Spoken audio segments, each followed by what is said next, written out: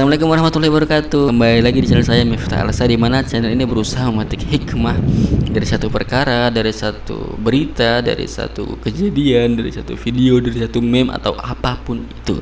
Kita akan berusaha memetik hikmah meskipun dari tempat yang tidak punya hikmah. Kita akan berusaha mengambil manfaat meskipun dari hal-hal yang tidak bermanfaat.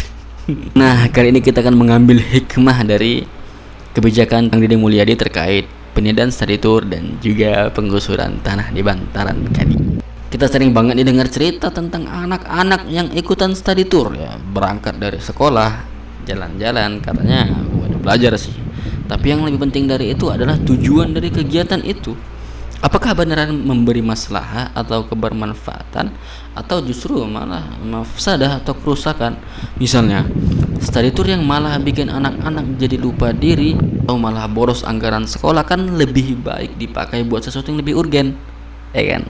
Misalnya lanjut kuliah dan sebagainya. Nah, itu yang harus diperhatikan. Dalam Islam itu kita diajarkan untuk memperhatikan maslahah, yaitu hal-hal yang memberi manfaat buat umat, buat orang banyak. Kalau aktivitas itu ternyata nggak bermanfaat atau malah merugikan, itu jelas ada unsur mafsadah. Berapa banyak berita-berita tentang kecelakaan study tour, berapa banyak ibu-ibu yang komplain terhadap anggaran dana yang begitu besar, ya, berjuta-juta bahkan.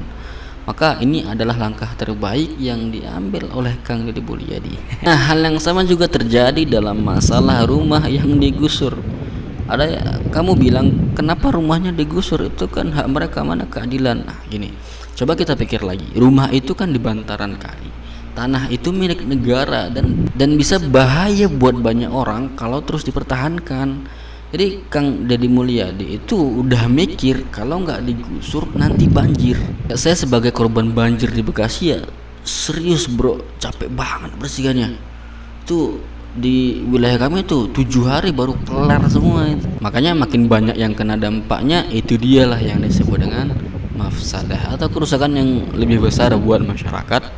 Banyak, ya, dalam Al-Quran juga dijelaskan, ya, dalam surah Al-Baqarah ayat 205. Artinya untuk menghindari kerusakan demi keselamatan banyak orang. Jadi meski hak individu itu penting, kalau ternyata bisa membawa kerusakan buat banyak orang, kita harus tinjau ulang.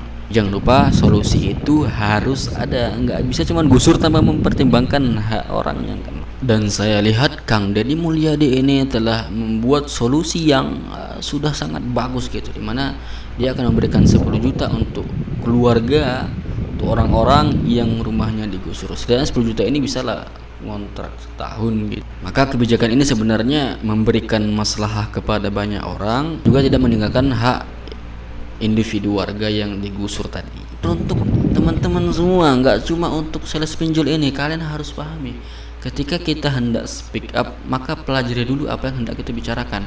Tinjau kembali, identifikasi masalah kembali, apakah ini layak untuk dibicarakan, atau justru dengan berbicara tentang hal ini itu malah membuat malu kita dan juga keluarga kita. Quotes yang digunakan anak pondok itu, ya, fakir qabla anta, cuma berpikirlah sebelum Anda bertindak, baik itu berbicara ataupun melakukan sesuatu hal.